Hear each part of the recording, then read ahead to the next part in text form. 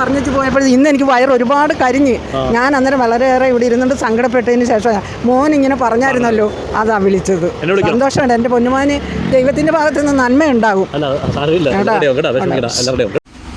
ഞാൻ നിൽക്കിപ്പോൾ ആലപ്പുഴ സൂര്യ ഹോട്ടലിലാണ്. അപ്പം മീൻകറി ഒന്നും ആയിട്ടില്ല, സമയം 11:30 ആകുന്നേ ഉള്ളൂ. അപ്പം ഒരു കൊക്കാറച്ചിയും ആ അമ്മച്ചിക്ക് വേണ്ടി മേടിക്കണം. കൊക്കാറച്ചിയും ഊണും. ഓക്കെ. അതുകൊണ്ട് ഈ കാണുന്ന അമ്മച്ചിയുടെ വീഡിയോ മുമ്പ് ഞാൻ ചെയ്തിട്ടുള്ളതാണ്. അപ്പോൾ അമ്മച്ചിക്ക് എൻ്റെ നമ്പർ കൊടുത്തിട്ടുണ്ടായിരുന്നു. ആ അമ്മച്ചി ഇപ്പോൾ എന്നെ വിളിച്ചു. ഒരു 11 മണിയായപ്പോൾ വിളിച്ചപ്പം പറഞ്ഞ്, മോനെ ലോട്ടറി വയ്ക്കുന്ന അമ്മച്ചിയാണ്, എനിക്ക് വിശക്കുന്നു. ആ അമ്മച്ചിക്ക് എൻ്റെ നമ്പർ കൊടുക്കാൻ നേരം ആ അമ്മച്ചിയോട് ഞാൻ പറഞ്ഞിട്ടുണ്ട്, എന്തെങ്കിലും ഫുഡിന് ആവശ്യമുണ്ടെങ്കിൽ എന്നെ വിളിക്കണം. അപ്പോൾ പെട്ടെന്ന് ഒരു അൺഎക്സ്പെക്റ്റഡ് ആയിട്ടുള്ള കോൾ കയറി വന്ന് ആ അമ്മച്ചി ലോട്ടറി അമ്മച്ചിയാണ് സേവ് ചെയ്യുന്നത്, മോനെ വിശക്കുന്നു. ആ അമ്മ അവിടെ എന്നെ വെയിറ്റ് ചെയ്തിരിക്കുകയാണ്. ഒരു നേരത്തെങ്കിലും ഭക്ഷണം വാങ്ങിച്ചു കൊടുക്കാൻ പറ്റുക എന്നുള്ളത് ഏറ്റവും വലിയൊരു കാര്യമാണ്. സമയം 11:30 ആകുന്നേ ഉള്ളൂ. പിന്നെ പലയിടത്തും പോയി, പക്ഷേ ബിരിയാണി ഒന്നും ആയിട്ടില്ല. അപ്പോൾ സൂര്യ ഹോട്ടലിൽ പോയി ഒരു ഊണാണ് വാങ്ങിച്ചിരിക്കുന്നത്.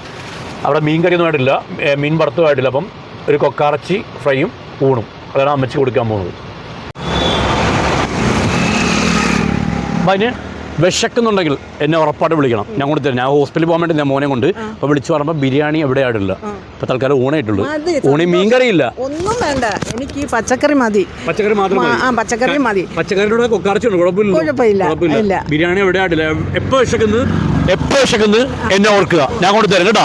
ഒന്ന് അമ്മയെ പോലെ. സന്തോഷം, എനിക്ക് സന്തോഷം. എനിക്ക് വയറൊരു മോശം, വളരെ മോശമാണ് മോനെ. വില കൂട്ടുകയും ചെയ്ത് ഞങ്ങളുടെ DC ഒക്കെ കുറച്ച് കളഞ്ഞ്, DC പൈസയൊക്കെ കുറച്ച്, കമ്മീഷനും ഒക്കെ കുറച്ച്. എന്ത് ചെയ്യുന്ന വെച്ചാൽ ഇതൊക്കെ തന്നെ.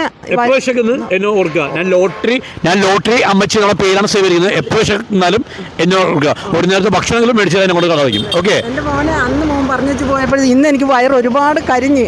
ഞാൻ അന്നേരം വളരെയേറെ ഇവിടെ ഇരുന്നിട്ട് സങ്കടപ്പെട്ടതിന് ശേഷം മോൻ ഇങ്ങനെ പറഞ്ഞായിരുന്നല്ലോ, അതാ വിളിച്ചത്.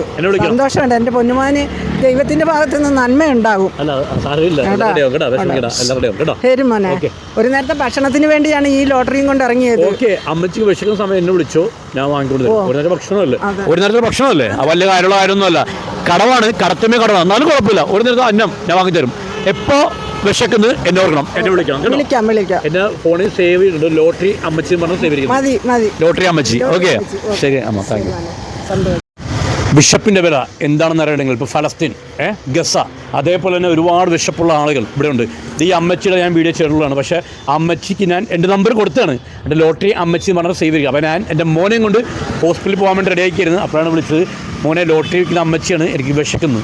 അപ്പോൾ നമ്മൾ ആ ഒരു നേരത്തെ ഭക്ഷണം, അവർ ലോട്ടറി വിൽക്കാതിരിക്കുന്നതിന് ഒരു നേരത്തെ അന്നത്തിന് വേണ്ടിയാണ്. ഒരു നേരത്തെ ഭക്ഷണം മേടിച്ച് കൊടുക്കുക എന്നുള്ളതാണ് ഏറ്റവും വലിയ കാര്യം. അവരെന്നെ ഓർത്ത് വിളിച്ചല്ലോ. എത്ര കട ഉണ്ടെങ്കിലും നമുക്ക് ഒരു നേരത്തെ അന്നം വാങ്ങിച്ചു കൊടുക്കാൻ നമുക്ക് കൊണ്ട് സാധിക്കും, അല്ലേ? അപ്പോൾ ആ ഭക്ഷണം കൊടുക്കാൻ വേണ്ടി വന്നതാണ്.